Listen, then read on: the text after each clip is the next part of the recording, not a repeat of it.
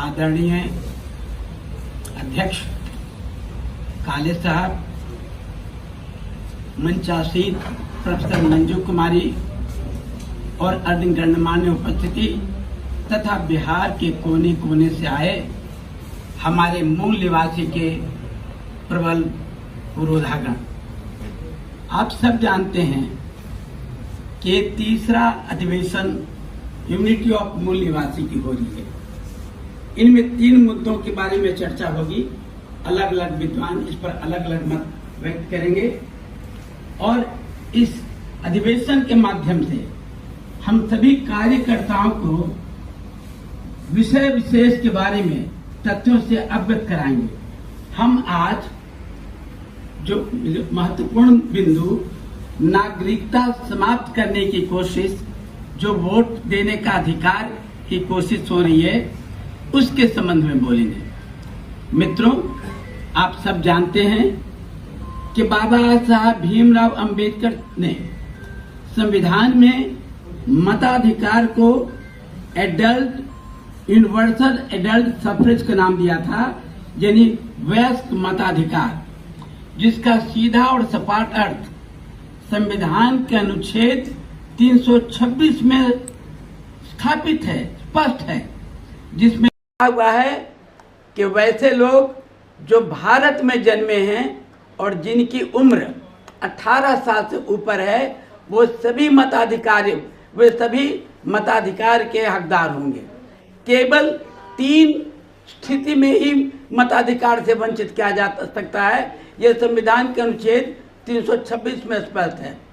Number 1, किन किन स्थिति में हम मताधिकार से वंचित किए जाएंगे, उसके 3 शर्त है।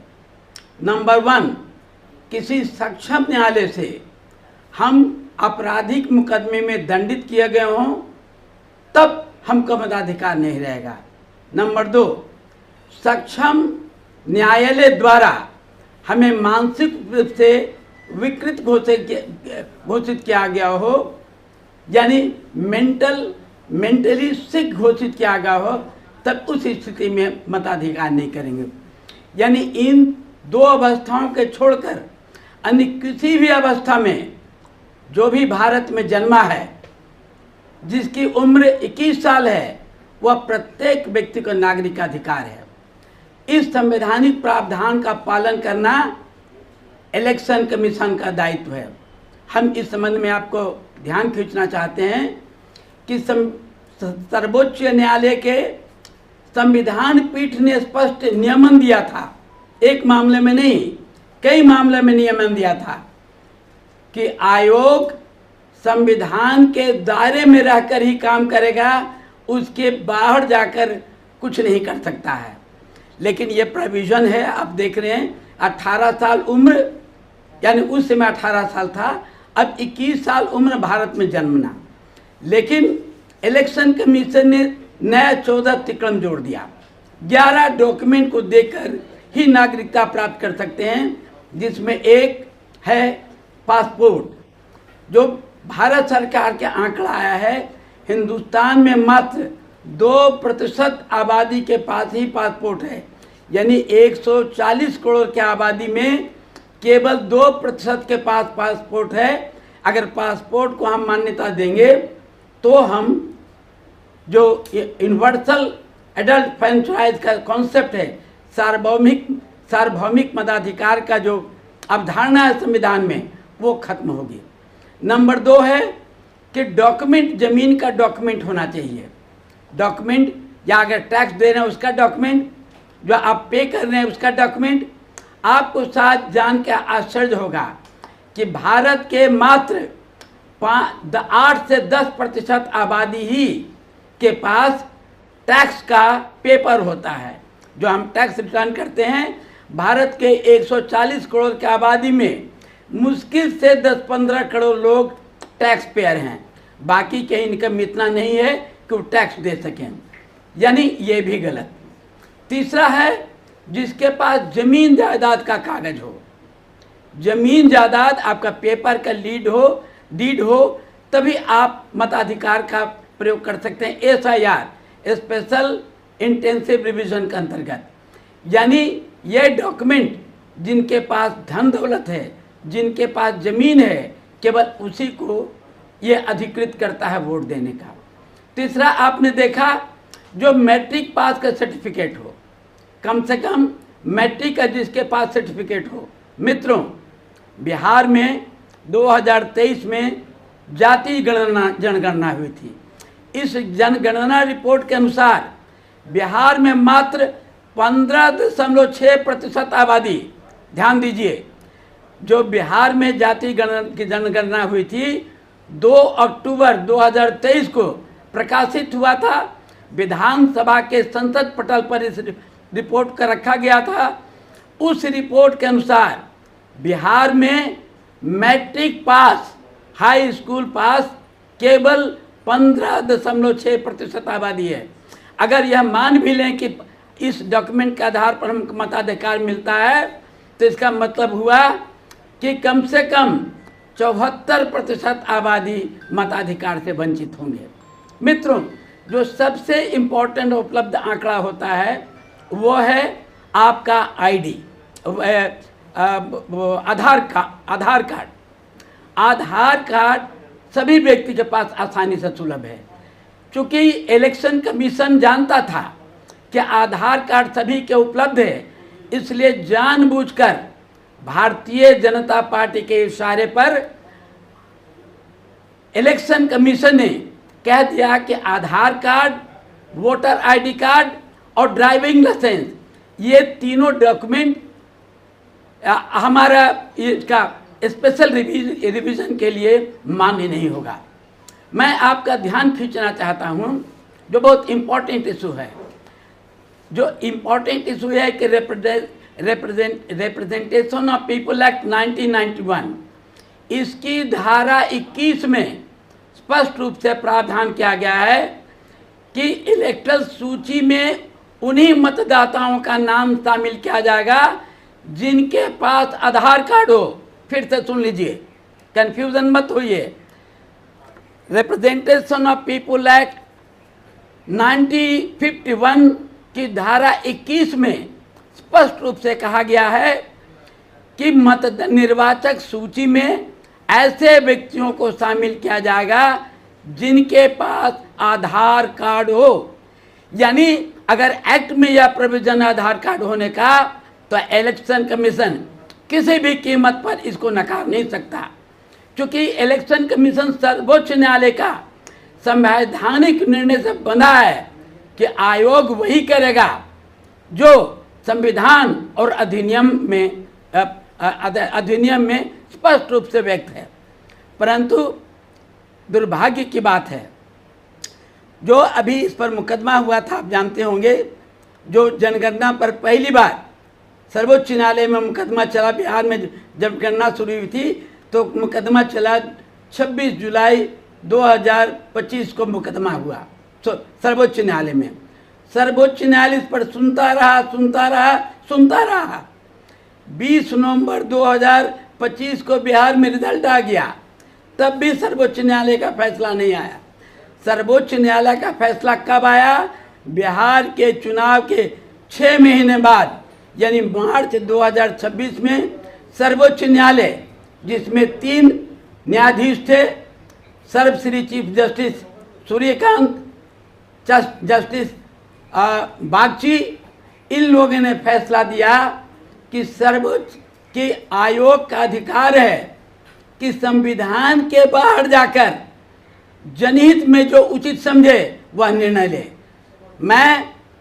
मैं सम्मान के साथ परंतु खुले मन से सर्वोच्च न्यायालय के इस निर्णय की कड़ी आलोचना करता हूं, क्योंकि यह संविधान के 2 जजों खंडपीठ का निर्णय संविधान के 5 जज का संवैधानिक निर्णय का प्रतिकूल है। संविधान का खंडपीठ संविधान के संवैधानिक पीठ द्वारा दिया गया न्यायाधीश का उल्लंघन नहीं कर सकता है।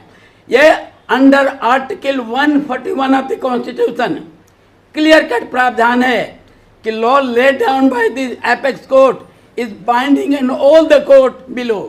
यानी संविधान पीठ द्वारा दिया गया निर्णय संविधान के अनुच्छेद 141 के अंतर्गत सर्वोच्च न्यायालय के खंडपीठ पर भी बंधनकारी है। जो सूर्यकांत ने जो निर्णय दिया वह संविधान सम्मत नहीं है, संविधान के विरुद्ध है। मैं खुले मन से ये बात बोल रहा हूँ, ये खुले मन से। परंतु दुर्भाग्य की बात है कि हम मूल निवासी सबसे अधिक जो SIR हो रहा है, स्पेशल इंटेंसिव रिवीजन, इससे सबसे ज़्यादा जो प्रभावित हो रहा है वह भारत का मूल निवासी, जिसमें मुसलमान, पिछड़ा, अति पिछड़ा और दलित, क्योंकि उनके पास जो आयोग द्वारा निर्धारित 11 डॉक्यूमेंट है उनमें से एक भी डॉक्यूमेंट उनके पास नहीं है।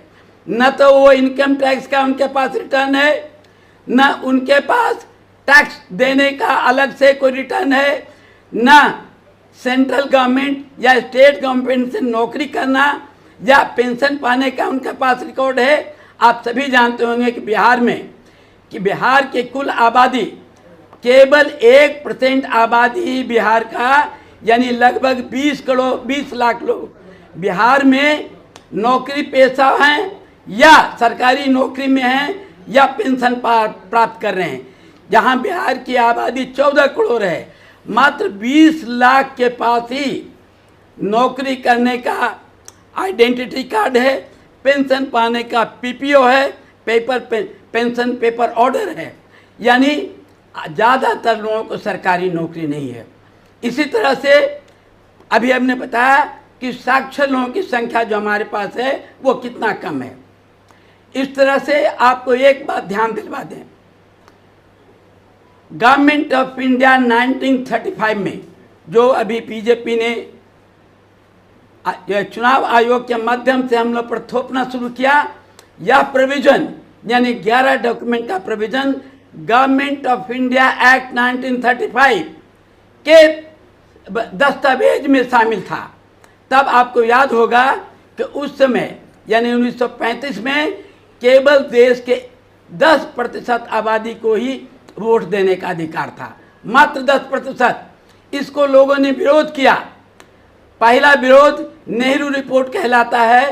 पंडित मोतीलाल नेहरू जो पंडित जवाहरलाल नेहरू के पिता थे, जिस नेहरू रिपोर्ट में पहली बार 1928 में कहा गया कि हमको सार्वभौमिक मताधिकार चाहिए, लिमिटेड मताधिकार नहीं चाहिए। ये विरोध होते रहा, बाद में भी विरोध हुआ और बाबा साहब भीमराव अंबेडकर ने जो गवर्नमेंट ऑफ इंडिया एक्ट 35 में मुट्ठी भर चुनिंदा लोगों को वोटिंग का अधिकार था, उसको समाप्त करते हुए संविधान के अनुच्छेद 326 में यूनिवर्सल अडल्ट सफरेज यानी सार्वभौमिक वयस्क मताधिकार, जो भी भारत में जन्मा है, जो वयस्क हो गया, जिसकी उम्र 18 साल है, वह हर व्यक्ति वोट देने का अधिकार है, केवल 2 शर्तों के आधार पर।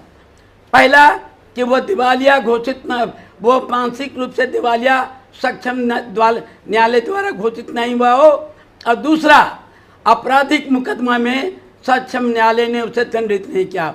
इन दो अवस्थाओं को छोड़कर हर व्यक्ति का अधिकार है, संवैधानिक अधिकार है कि वोट दे।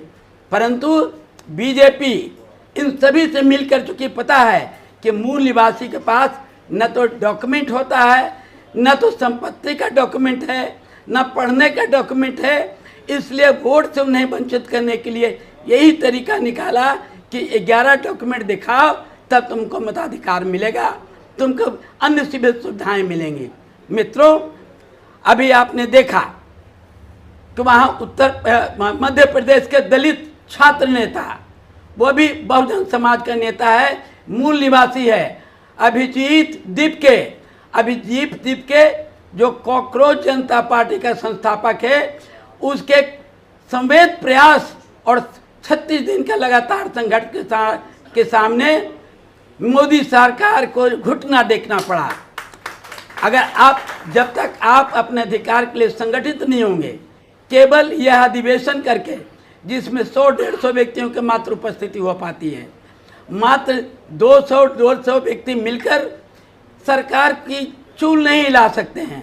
मैं आग्रह करता हूं कि इस संस्थान से यूनिटी ऑफ मूल निवासी के संस्थान से गांवों को मूल निवासियों को जोड़ें, उसे बीजेपी सरकार के तिकड़म को बताएं, संविधान के पृष्ठभूमि में उन्हें जागृत करें ताकि वह समझ पाए कि सच्चाई क्या है, क्यों मताधिकार का वोट से वंचित किया जा रहा है। अगर ये SIR कंटिन्यू रहा देश में तो ये तय है कि जब गवर्नमेंट ऑफ इंडिया एक्ट 1935 में उस समय के अधिनियम के अनुसार देश के केवल 10% आबादी को ही मताधिकार प्राप्त था, वही स्थिति आज भी होने जा रहा है, जबकि संविधान सार्वभौमिक वयस्क मताधिकार के कॉन्सेप्ट को संविधान में स्थान दिया है। आपको संविधान में लिख देने मात्र से आपको अधिकार नहीं मिलेगा। जब तक अधिकार, अपने अधिकार के लिए आप संगठित नहीं होंगे, एकजुट नहीं होंगे, एकजुट होकर संघर्ष नहीं करेंगे, तो आपका अधिकार कभी नहीं मिलेगा। इसलिए मैं आह्वान कर रहा हूं कि आप अपने अधिकार के लिए एकजुट हों, संघर्ष करें और सरकार के सामने, जनमत के सामने उसे घुटने पर ला दें, उसे जमीन पर सुला दें। आपके इन्हीं प्रयासों के बाद जो बाबा साहब अम्बेडकर ने संविधान में समानता का अधिकार दिया है वो प्राप्त होगा। जो संविधान में प्रत्येक मूल निवासी को भी गरिमामय जीवन का अधिकार दिया है वह प्राप्त होगा। आपने देखा कि आज मंदिर में राम मंदिर अयोध्या में करोड़ों रुपया का चढ़ावा आया, करोड़ों रुपया के चढ़ावा में जब वहाँ के उसमें एक ऑडिटर ने संकेत किया था, हिदायत दी थी कि जो चढ़ावा में अगर पारदर्शिता नहीं बढ़ती जाएगी तो बहुत बड़ा घोटाला होगा। 2021 में ही दिया था, लेकिन अनदेखी करके जो कुछ हुआ आपके सामने है कि वहाँ के मात्र 8 छोटे छोटे वर्कर को पकड़ लिया गया। हालांकि वो भी वर्कर चंदा चोरी से करोड़पति बन गए। अब बड़े बड़े वर्कर जैसे चंपत राय, हनुमान राय और कई लोग, अनिल मिश्रा, ये सब चंदाखोरी करके वहाँ पर दिल्ली के झंडे वाले शहर में जो इसका RSS का विशाल भवन बनाया जिसका लागत 400 करोड़ रुपए है। वो बतावे RS कि 400 करोड़ रुपया कहाँ से आया। और यहाँ बिहार में आप देख रहे हैं कि एक नया पुनौरा धाम में 8,850 करोड़ रुपए की लागत से एक नया मंदिर की शुरुआत होने जा रहा है। मित्रों, संविधान, अगर आप सेकुलर वर्ड देखें, जो संविधान में सेकुलर वर्ड है, सेकुलर वर्ड का सेकुलर शब्द धर्मनिरपेक्षता को परिभाषित करते हुए सर्वोच्च न्यायालय में स्पष्ट नियमन दिया है कि सरकार हर हालत में धर्म के मामले में न्यूट्रलिटी बदलेगा। सरकार के कोष से मंदिर, मस्जिद या किसी धर्म को न तो प्रोत्साहित किया जाएगा और न ही उसको प्रताड़ित किया जाएगा। यही हमारा कॉन्सेप्ट है सेकुलरिज्म का। परंतु इस कॉन्सेप्ट को तार करके 40,000 करोड़ रुपए की लागत से आपको अयोध्या के राम मंदिर, काशी के विश्वनाथ मंदिर का सौंदर्यीकरण हुआ। और जिसमें कमाई किसका हो रहा है, तो पंडा जो आपका मंदिर में पंडा है उसको प्रति माह 38,500 रुपये वेतन मिलता है।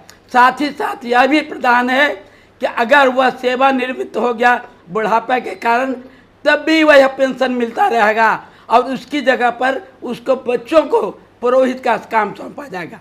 जहां मंदिरों में परंपरा, सनातनी परंपरा को पुष्ट करते हुए केवल पर्टिकुलर एक खास जात विशेष को सम्मानित किया जा रहा है, वहाँ देश के 85% बहुजन समाज हम अपने मूलभूत संवैधानिक अधिकार से भी वंचित होते हैं, हम मताधिकार के अधिकार से भी वंचित होते हैं, शिक्षा के अधिकार से वंचित हो रहे हैं। मित्रों, अंत में मैं एक बात कहकर समाप्त करना चाहूँगा कि आपको याद होगा कि बहुजनों के बहुत लंबे संघर्ष के बाद, 10 साल लंबे संघर्ष के बाद पहली बार संविधान में संशोधित करके एक नया अनुच्छेद आर्टिकल 21A जोड़ा गया, जिसमें था कि right to compulsory right to free and compulsory education, यानी प्रत्येक व्यक्ति को मुफ्त और अनिवार्य शिक्षा का अधिकार मौलिक अधिकार में शामिल किया गया। इस फंडामेंटल राइट को लागू करने के लिए 2010 में राइट टू एजुकेशन एक्ट 2010 पारित किया गया। इसके आधार पर शायद आपको याद हो, आपको स्मरण दिलाना चाहते हैं कि समग्र शिक्षा का अभियान था। यानी समग्र शिक्षा के अभियान का अर्थ होता है कि गांव से 1 किलोमीटर की परिधि में एक प्राइमरी विद्यालय खोला जाएगा जहां पर बच्चों को शिक्षा मिलेगी। यानी प्रत्येक बच्चे को निःशुल्क और अनिवार्य शिक्षा देने के लिए सर्व शिक्षा अभियान शुरू किया गया।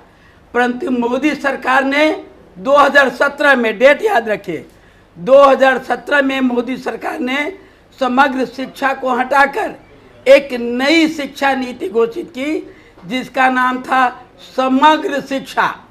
समग्र शिक्षा, इसका अर्थ हुआ कि एक प्रखंड में एक ऐसा विद्यालय स्थापित किया जाएगा जो लेटेस्ट टेक्नोलॉजी से भरपूर होगा, जैसे स्मार्ट बोर्ड, डिजिटल टेक्नोलॉजी और अन्य प्रकार के लेटेस्ट सुविधा दी जाएगी। और जो स्कूल जो सुदूर ग्रामीण क्षेत्रों में है उसको बंद की जाएगी।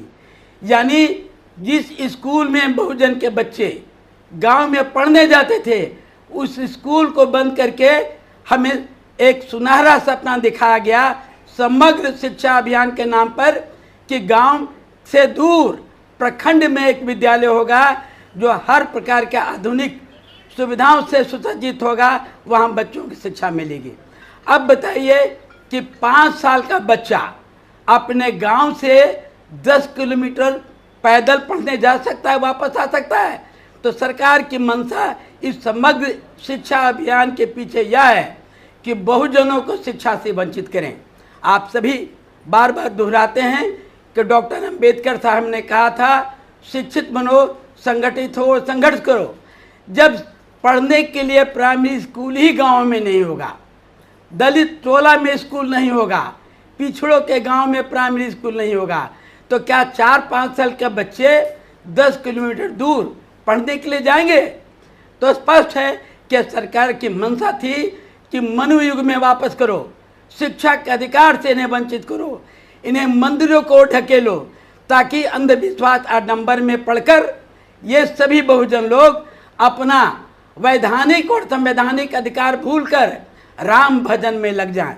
मित्रों, मैं आप सभी से आग्रह करना चाहता हूं कि आप बिहार के कोने कोने में अलग अलग इस प्रकार की सभाएं आयोजित करें।